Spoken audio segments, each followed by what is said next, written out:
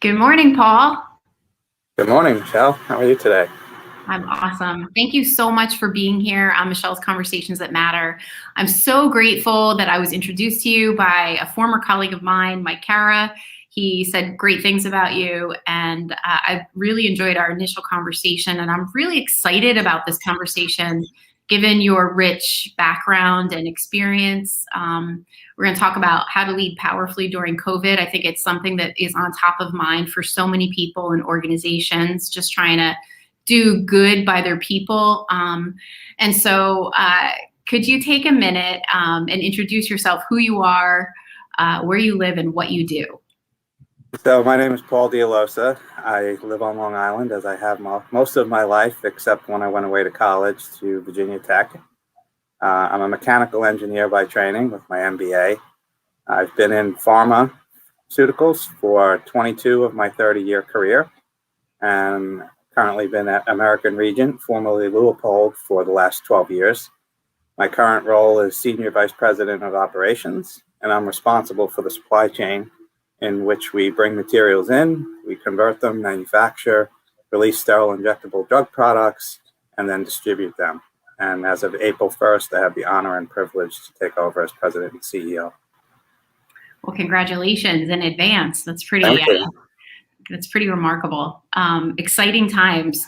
So before we dive into this topic, and I can ask you a little bit about your leadership journey, I just want to let people know what this is that I'm doing. This is my series, Michelle's Conversations That Matter. And what I'm out to do is really educate and empower people, largely around mental health and mental well-being, but also highlight those topics that are really of importance to people. And, leading powerfully during COVID is certainly something that I think people could relate to. That's very, very important.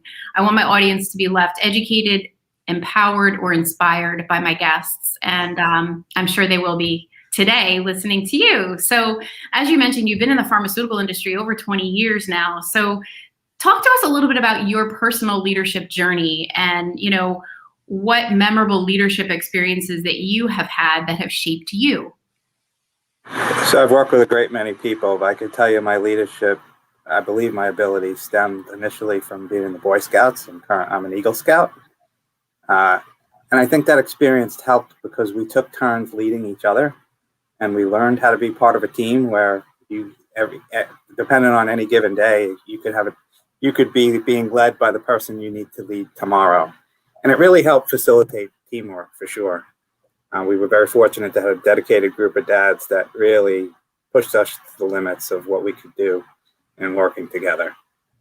I think part of the most memorable experience I have is at American Regent in terms of leadership, because I joined the company due to the head of manufacturing retiring. He hired me to be his replacement. And I walked around the building and I was a little bit concerned because it was a little bit dated. It needs some attention. And I took the job and I said to the CEO at the time, I said, I'll take this role, but you have to give me $100 million to invest in this plant. Otherwise, you're going to get in trouble. She agreed after some convincing, because this company reports to Daiichi Sankyo, which is a Japanese parent company. So we had to get permission from them as well.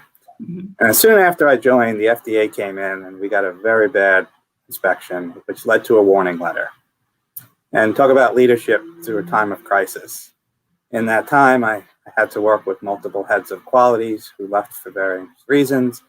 But really what it came down to was many longtime employees that were here. And we had to band together to work on solving the problems that I knew were here. Unfortunately, I didn't have time to fix them before we got into trouble.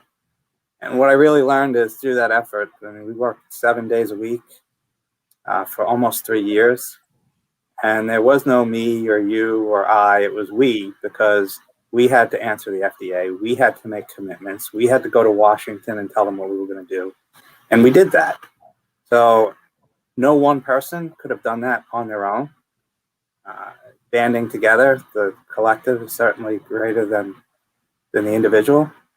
And I learned the importance of quality. If it's worth doing, it's worth doing right. Yeah. And you're in the business of public health, so important. And I personally can relate. I worked in an organization that was under a 483, and that required teamwork and agility. So I totally can appreciate what you had experienced. So when we think about the balance an organization has to achieve in meeting their deliverables, and then also creating a culture where employees feel valued and appreciated. You and I had a prior conversation, and trust came up, and trust was a very important aspect to you. You said about building a healthy culture.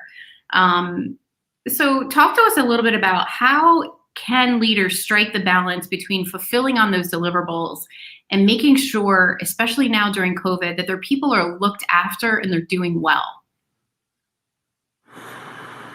So every employee is important, and I think we need to recognize that there is no one role more important than another.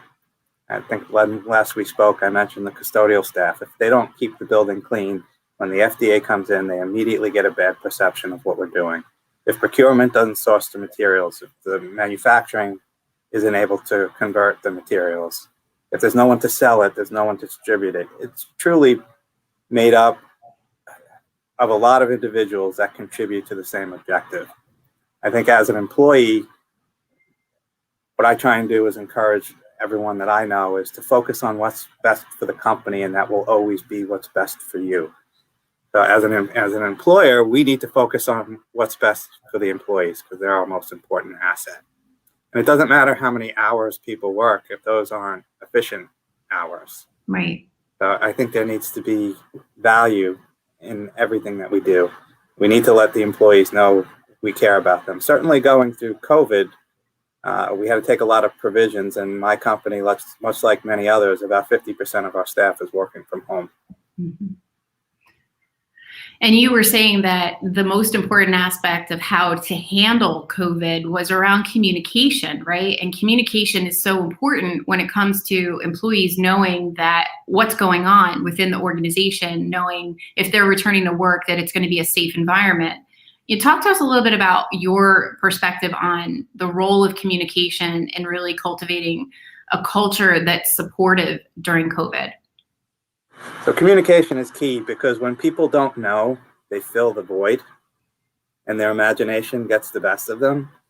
If you communicate too much, people stop listening. If you communicate too little, that void gets filled. So you have to strike a balance. I find that the written communications that we put out as an organization sometimes get overlooked. It really needs to be a bit more personal. So I think listening is just as important in communicating. And if someone tells you something, and when you ask them, it's critically important that you act on it. Otherwise, you shouldn't have bothered to ask in the first place. So as I mentioned, we have about half of our staff working remotely. The people that are in, we do have daily socially distant daily shift huddles. We tell them what's going on with the plant. We listen to what they have to say in terms of safety measures. The senior management in the plant every day, I come into the office every day because if I'm asking them to come in, they have to know that I'm willing to do the same. Granted, I'm in my office most of the time because I don't want to put them at harm either, but they see me, I'm here, I'm a presence. We do the same thing with senior management people in all of our teams. But we're fortunate that it's very practical in terms of being a pharma company. We already had a lot of the personalized protection in place. So wearing gloves and gowns is natural. And in our clean rooms, people are fully covered anyway. In the beginning, when COVID first started becoming a thing, we had to very quickly adapt, getting people laptops, and my IT department was great. All the people were willing to be flexible. In the plant, there was a little bit of hesitation. So we have very, very robust and complex contact tracing. We follow the CDC guidelines. If somebody is out, somebody is suspected to be sick, even if they're waiting for a test, we do contact tracing, and we quarantine anybody that they could have come in contact with within 6 feet for the 10 minutes per the guidelines. So when that first happened in the beginning, where someone was suspected of being sick and we put people out, there was rumors and concern. So what we did was we adapted a very tight disinfection program of areas that could potentially be impacted. We implemented masks prior to there being a mask mandate. As soon as there was an indication that a fever is indicative, we had temperature monitoring stations installed at the gate, so before people even came on site. And hearing what the people have to say. So several people have an open door policy. The manufacturing workers, the mechanics, they came to me with suggestions. We listened and we approved our protocols. So, I mean, the people who do the job know it the best, and they know what they need to do it. So it's important to listen to them. And it's interesting. The work that I do with organizations is around resilience, and one of the topics that's hot right now is the return to work anxiety. Right? People are having angst around returning to a safe environment. They don't want to expose themselves or have them come home with it to their families. So, I mean, I guess that's where you're sharing that communication around what you are doing was vital to have those workers in your plant be comfortable with I'm going to as safe as possible environment, right? And there is no rush to return to work. We've proved that this is working. So why are we going to put people at risk? I see in certain states where they're dropping mask mandates, and we've suffered for a year. We're so close. Yeah. A couple more months. Why would I bring employees back anytime sooner? Let everybody get vaccinated. Let there be herd immunity. Let the risk be lower. It's working. Is it an ideal state? Is it the way we want? No. But even the office areas, we have disinfection protocols for those that we're going to continue even after everyone's vaccinated. Because if we've learned through this, we've also see a lower incidence of people being sick for other things. Right. The common cold, the flu is down. So a lot of these precautions that we put in place are helpful for other things. So I think we'll give it a little bit more time. My initial concern when people started working from home was that they were going to take advantage, not necessarily work, and the efficiency would go down. Right. Now my concern is people are working too much. And it's affecting them. So very rarely that I work from home, but we had a snowstorm and I work from home because why drive in if I'm going to be in an office most of the day anyway? Right. And what I found and what I see in other people is if I get an email on my phone at night, I'll look at it. But if my computer is set up and I get an email, I'll go in and answer it from there because it's easier to type. And then I'm sitting in my workspace. Yeah. And let me check to see if I have any purchase orders to approve or what is this? Yes. And then an hour goes by and you say, where did that hour go? Right. And I also realized that whether you're in the office or you're at home, a majority of the people want to do the right thing. They want to do the work hard. If they're going to take advantage, they can do so whether it be home or in the office. It's no different. Right. So I think it's important to let people know it's the expectation is not, look, you're going to work as hard as you can because you're working from home. It's no, you're going to work during normal business hours and appreciate when you go above and beyond, but you also have to take time for you. And let your workspace be separate from your home space. If you have a separate corner or a room, and when you leave that workspace, don't go back to it until tomorrow.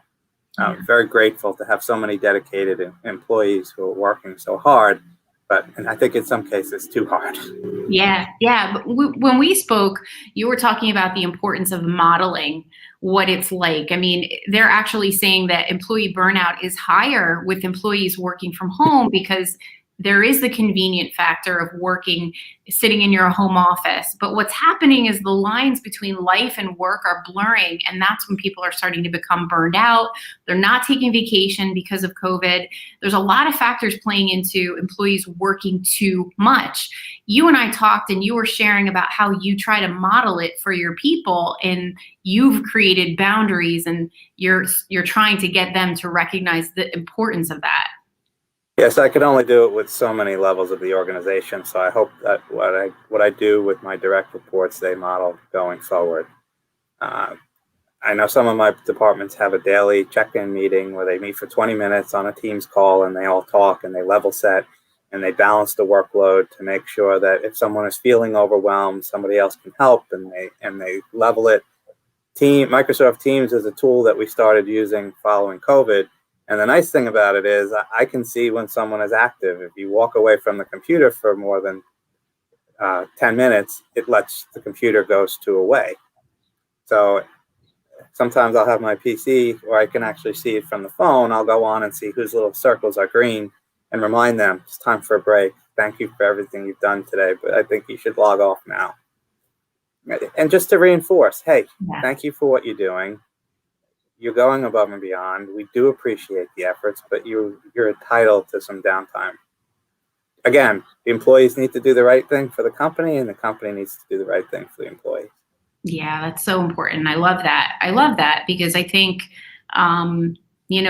we're like the frog in the water. You turn the water up and you don't realize it, but before you know it, you're boiling. So you really do need to create those boundaries. And that's something that I really try to remind people about is like, you have to have bookends of the day. You have to have those boundaries in place where you shut your office door, your home office door, and you go and recharge, because the only way you're going to serve anyone is if you get that recharge. So let's talk. And I also try and lead by example. So sometimes, I do it myself.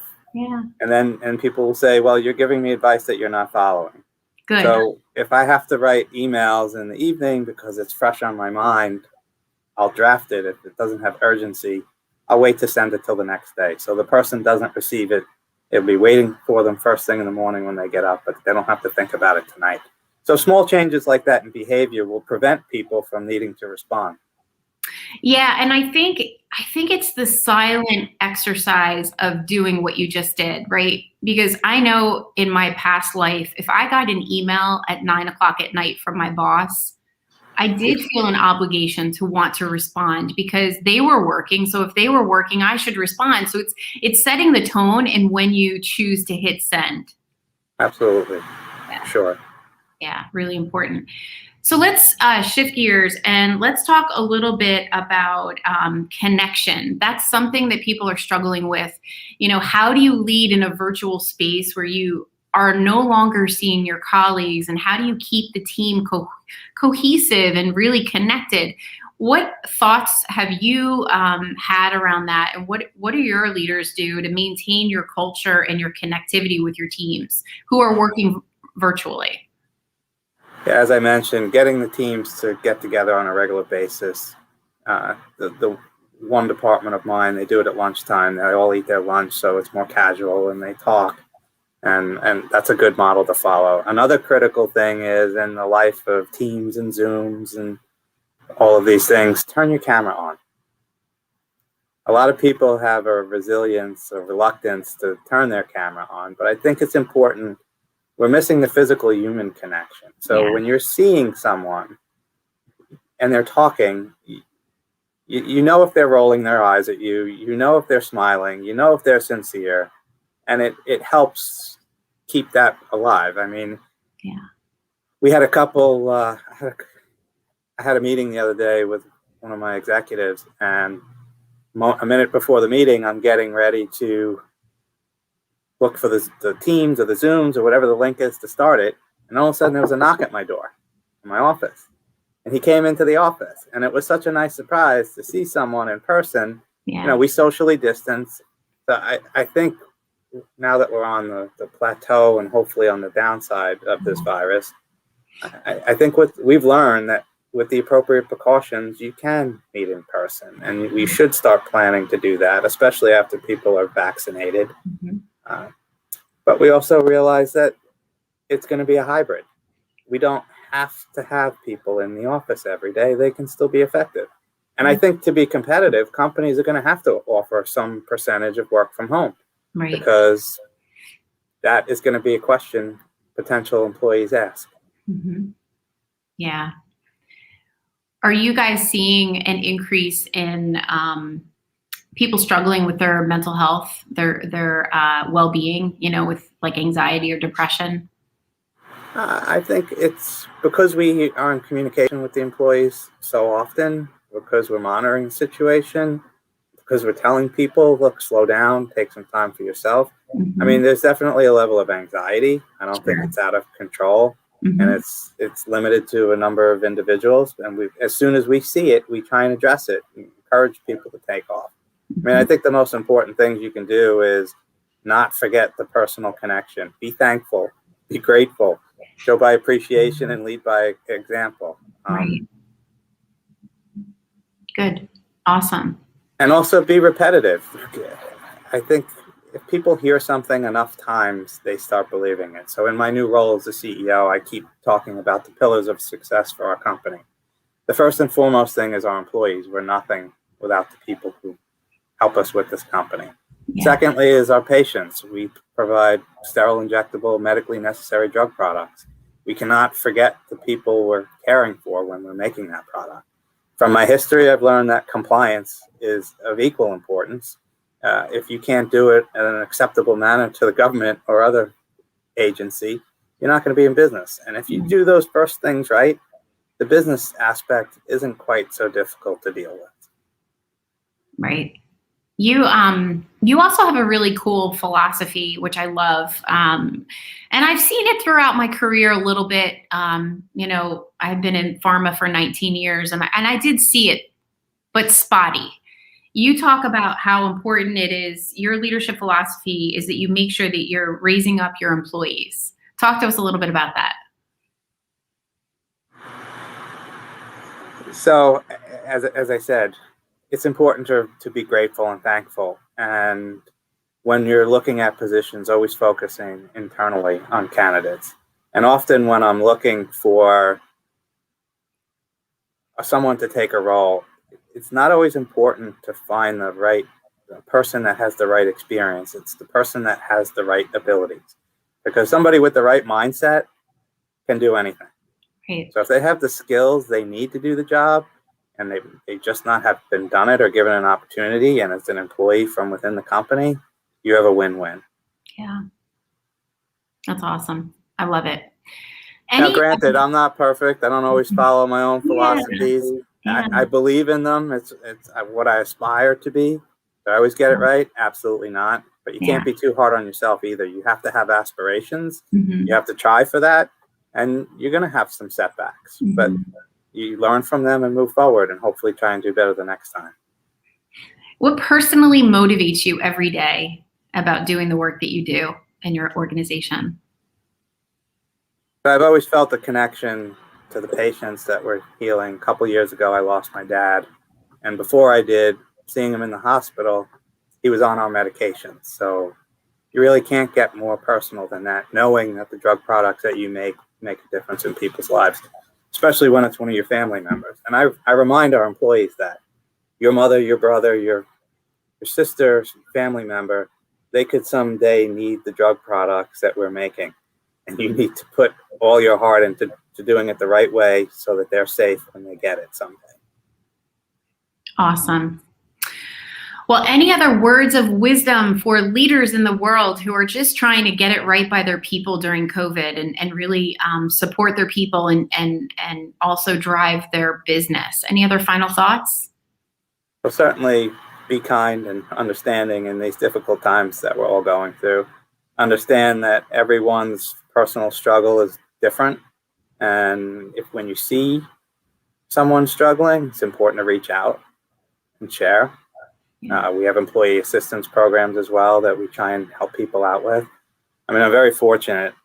They say that when you're looking for a job, find something you love to do and then find someone who's willing to pay you to do it. I've certainly done that here. It's certainly the best place I've ever worked. I feel like we have a team that's a family, sometimes albeit an awkward family at Thanksgiving fighting over whatever is happening in the world, but still a family.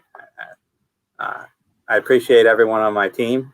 And even through COVID, American Region is still hiring, still producing drug products. So I've never been more proud of an organization who's been so resilient, who's expanding. And for anyone listening, if you're looking for a job, it's a great place to work. Go on AmericanRegent.com and take a look.